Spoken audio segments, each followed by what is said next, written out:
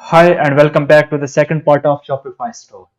जैसे कि last lecture में मैंने आपको बताया था पेज कैसे क्रिएट करते हैं, और ये चीज ज़हन-नशीन कर लें कि ये सेकंड जो पार्ट है ये सिर्फ और सिर्फ आपकी ग्रिप बनाने के लिए है कि आप किस तरह पूरे शॉपिफाई पर आपकी ग्रिप बनेगी। इसलिए मैं एक एक चीज आपको सिखा रहा हूं। अब डिजाइनिंग का जो प्रोसेस है, पूरा प्रोजेक्ट है, अब बहुत ही करीब पहुंचने वाले हैं। हम थर्ड पार्ट की तरफ जाने वाले हैं। वहां पर हम पूरा एक प्रोजेक्ट तैयार करेंगे, हम पूरे होम पेज डिजाइन करेंगे, प्रोडक्ट ऐड करेंगे, उसके बाद प्रॉपर पूरी डिजाइनिंग सीखेंगे। लेकिन उससे पहले आपको ये चीजें सारी आनी चाहिए। अगर ये चीजें अगर आपको नहीं आती होंगी तो आपके लिए मुश्किल हो जाएगा काम करना। इसलिए जो चीजें मैं समझा रहा हूं वो साथ साथ इंप्लीमेंट करते जाएं, ताकि अगर फर्स्ट प्रोजेक्ट पर जब जैसे ही पहुंचेंगे, जो बहुत ही करीब है, शायद 5 से 6 वीडियोस के बाद वो शुरू कर दूंगा मैं समझाना कि प्रॉपर किस तरह डिजाइनिंग करनी है। तो उससे पहले आप पूरे सॉफ्टवेयर पर इसके ग्रिप बना लें, आप प्रैक्टिस करें इस पर।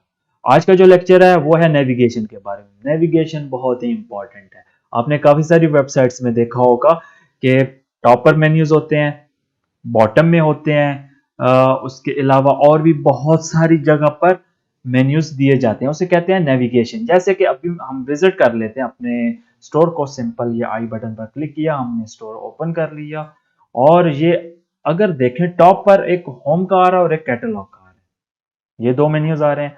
अगर फुटर में जाएं, फुटर में सर्च का एक दे रहा है, ठीक है, ये मेन्यू दे रहा है। अब ये किस तरह एडिट करते हैं, किस तरह आप एक अच्छी नेविगेशन बना सकते हैं, उसके बारे में मैं बताऊंगा। सिंपल आपने नेविगेशन पर क्लिक करना है। नेविगेशन पर जैसे ही क्लिक करेंगे, बाय डिफॉल्ट शॉपिफाई की तरफ से जो दो नेविगेशन बनी होती है वो एक मेन मेन्यू के नाम से बनी होती है और एक बनी होती है फुटर मेन्यू के नाम से।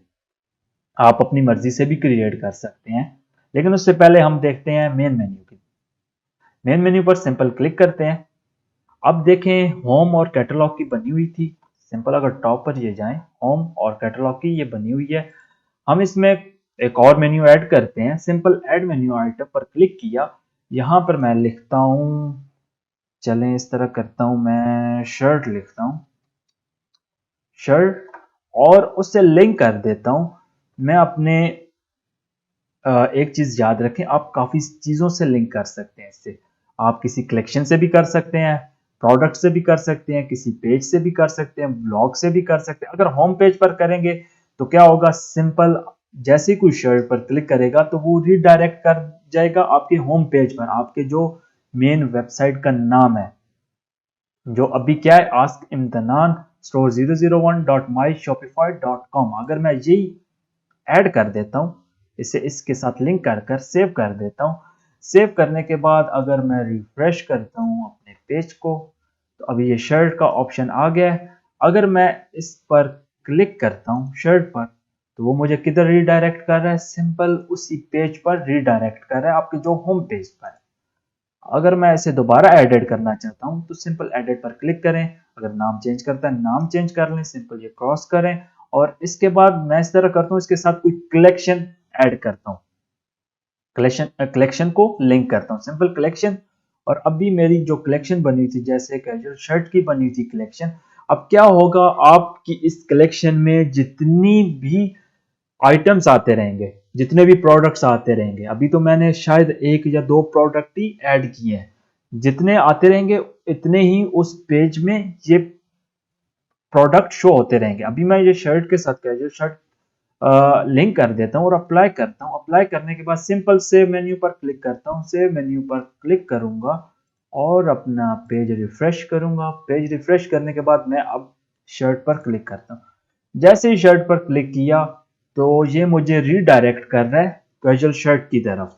अब इसमें आपका ये पेज लिंक हो गया, आपकी कलेक्शन ये लिंक हो गई है।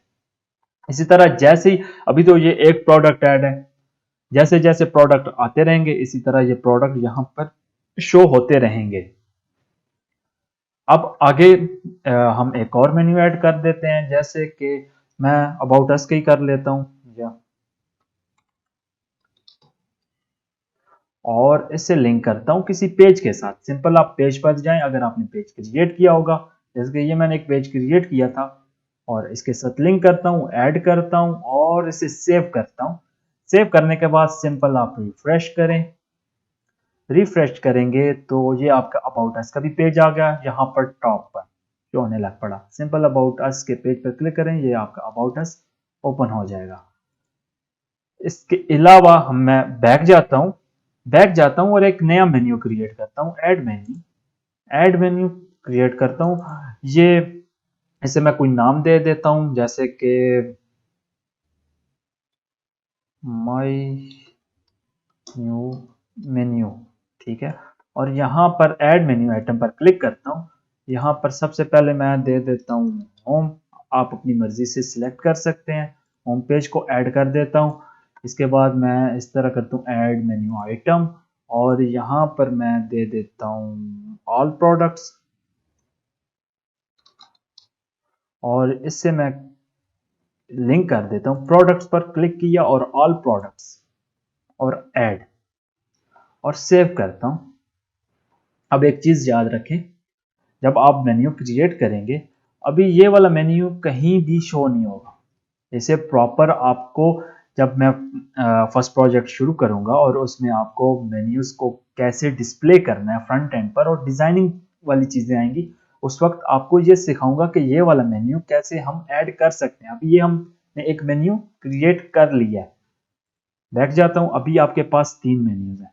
अगर आप फुटर वाले मेन्यूज को ऐड करना चाहते हैं, सिंपल फुटर मेन्यू पर क्लिक करें। यहाँ पर आप, मैं इस तरह करता हूँ, यहाँ पर भी ऑल प्रोडक्ट का एक मेन्यू डाल देता हूँ और इसे लिंक कर देता हूँ प्रोडक्ट के साथ, और ऑल प्रोडक्ट।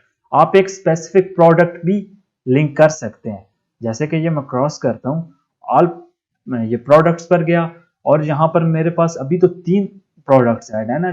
जितने आपके प्रोडक्ट्स ऐड होंगे वो यहाँ पर आपको शो होंगे। प्रॉपर आप सर्च भी कर सकते हैं और आप उसमें से भी कुछ सिलेक्ट कर सकते हैं। जैसे कि फॉर्मल शूज पर मैं अगर सिलेक्ट कर देता हूँ, ऐड कर देता हूँ, अब सेव करता हूँ। सेव करने के बाद मैं इसे करता हूँ रिफ्रेश। रिफ्रेश करने के बाद मैं जाता हूँ फुटर में, अपने फुटर में जाऊंगा। ये ऑल प्रोडक्ट पर मैं जैसे ही क्लिक करूंगा तो ये मुझे किधर रिडायरेक्ट कर रहा है, मेरे उस प्रोडक्ट पर जो मैंने लिंक किया था, ठीक है। आज का लेक्चर यहीं एंड होता है, मिलते हैं नेक्स्ट लेक्चर।